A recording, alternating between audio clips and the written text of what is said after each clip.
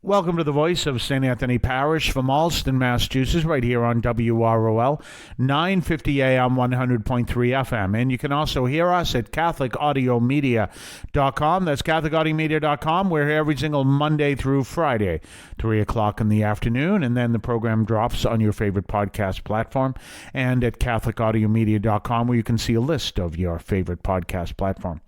Well, we've been talking about basically an archaeological and anthropological understanding of how people may have lived their faith over time, and how to understand that helps us about living our faith and helps us to understand things well, especially if we can understand the context of people living their faith prior and then living their faith today.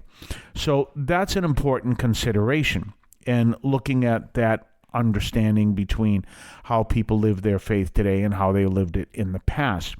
Now, like, one of the things to have a good understanding is, why don't we take a look at something in the Protestant Reformation and Catholicism for a second.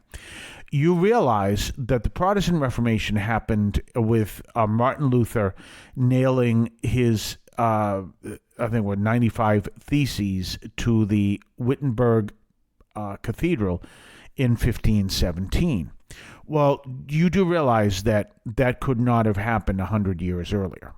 And the reason is, what changed everything that caused the Protestant Reformation? The Gutenberg Bible, the Gutenberg press, because you didn't have access as much as you would have with Gutenberg, the Gutenberg Bible. You didn't have the access to the Bible that you would have before. One of the things Martin Luther said is that everyone should have a Bible. Well, they couldn't have done that in the 1400s because there was no Gutenberg press. Interesting to understand, too, is even with the Gutenberg press, that helped people to get more people to get the Bible because of the press. But that still wasn't like today's modern printing. It was it was a craft, if you want to put it that way. It was a craft, and you realize how many pages are in the Bible, and how if you were setting up a Gutenberg Bible, you had to literally set up every single piece of type that would be used to print the Bible page by page. So that in itself would have taken a lot of work, but not to the same level as what it was before then, was the monk who was, as you see in Xerox commercials, monk who was copying the Bible. And the important things to understand is, even though putting that page together would have been meticulous, once the page was together, you could print as many or many pages of that same page, and eventually use that to put together that many Bibles. Now, what I understand from people who worked in the printing business, and I remember I worked for the Boston Globe at one time, is that if you can print so many pages, and I'm sure the number is in the hundreds, if not thousands, but eventually the type wears down and you can't print to the same level. So that's an important consideration to be aware of. But you can still print more Bibles. And this is where Martin Luther came out and said, well, the Bible needs to be in the hands of the people. Well, again, you could say that in 1517. You couldn't say that in 1417, because the big difference was the Gutenberg Bible. So you can see these little things make a big difference in how people live their faith. This is really important. So when people came from England to the United States and came to Plymouth Plantation and came to set up the colony, they would have had a Gutenberg Bible. They wouldn't have the old style from the monks for various reasons, but they would have had a printed Bible, and because they would be more accessible, you understand, at that point. And you probably have seen images, or even in your own home. I remember an uncle and aunt of mine, my cousin, they had a stand where they had this older Bible, small, on a stand, and these older, like Ben Franklin glasses on it. And it was kind of, it was like an understanding of the old way of reading the Bible that you would have found from the colonists first coming here to Boston and Plymouth and Virginia, and how the Bible was important to them. But again, you couldn't have done that in 1417. And think of how all of that changed history in reality, because now people saw the faith differently, they lived the faith differently, and because of that, you had changes in the faith, and you had the pilgrims turning around and saying, well, we don't want to live with the way people are living their faith in Europe. We want to start our own way of living the faith based on what we read in the Bible. And they come here to Massachusetts, and the Puritans come as well, and we see how that works. All starts with the Gutenberg Bible. We'll talk more on the other side of the break. We'll be right back right after this. Are you looking for guidance on how to live a purposeful and transformed life? Look no further than Romans 12, a chapter in the New Testament that offers practical wisdom for believers. Romans 12 begins with a powerful call to offer our bodies as living sacrifices to God, urging us to renew our minds and align them with His will. This chapter highlights the importance of humility, using our gifts for the benefit of others, and exercising genuine love. It teaches us to be diligent in serving the Lord, rejoicing in hope, persevering in tribulation, and being devoted to prayer. But it doesn't stop there. Romans 12 also teaches us to live in harmony with others, extending kindness and hospitality even to our enemies. It urges us to overcome evil with good and leave vengeance to God.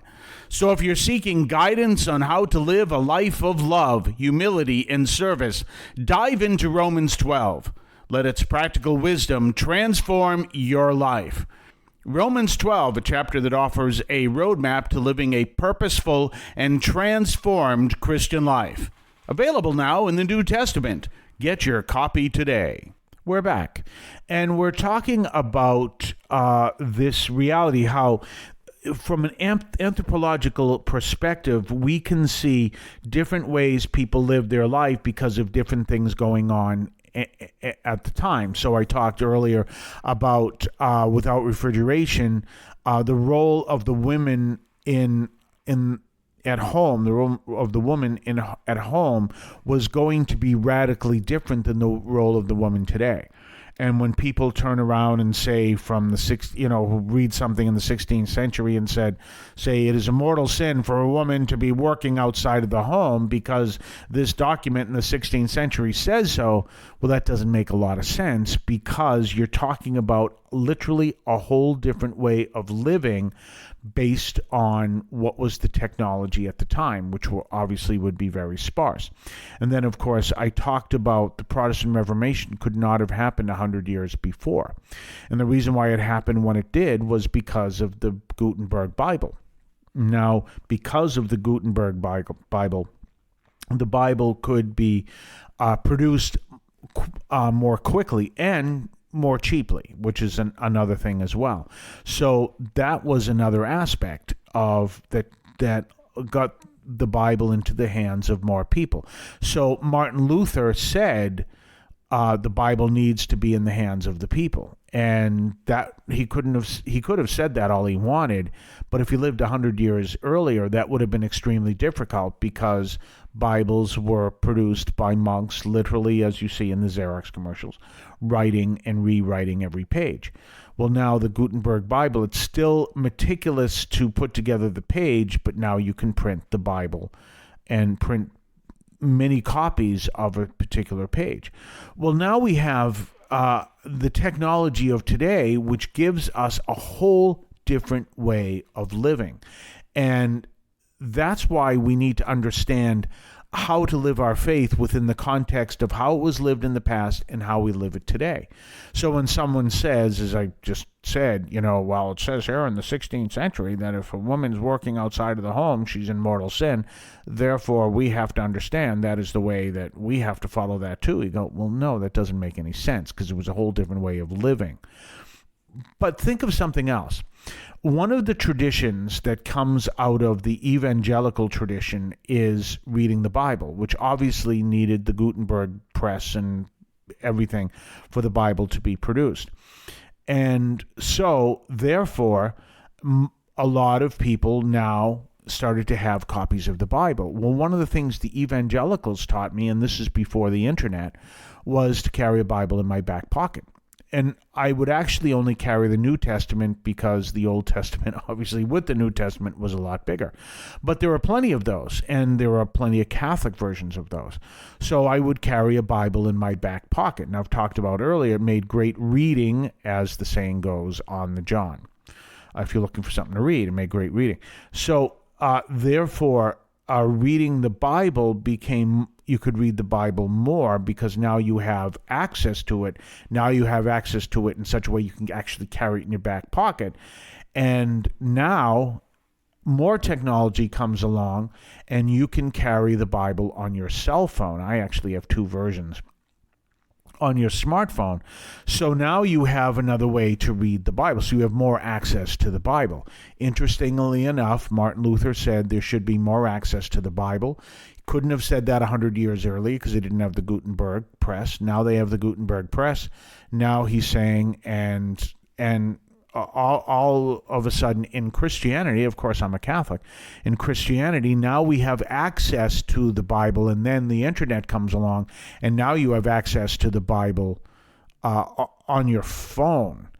And so that thought that comes from 1517 grows until finally it's practically an acceptable reality. Yes, the Bible is going to be on everyone's phone. So these are important things to look at, and they all involve how people live their life. We'll be back on Monday. I want to call your attention to Catholic TV, which offers great faith-filled, family-friendly programming 24 hours a day. You can find your cable channel at www.getcatholictv.com, and you can watch online on the free apps or check out the YouTube channel.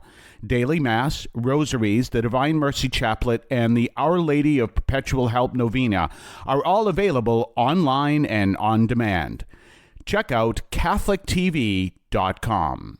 If you're searching for a meaningful spiritual experience, look no further than St. Anthony's Parish in Allston, Massachusetts. Join us at 43 Holton Street in between Soldiers Field Road and the Mass Pike. Immerse yourself in the complete St. Anthony's Parish encounter through our 10 o'clock a.m. chanted Mass. Whether you're a Catholic seeking a parish to call home or someone looking for spiritual guidance, our welcoming community is here for you. Visit our website at www.stanthonyalston.org for more information. St. Anthony's Parish, where faith finds a home.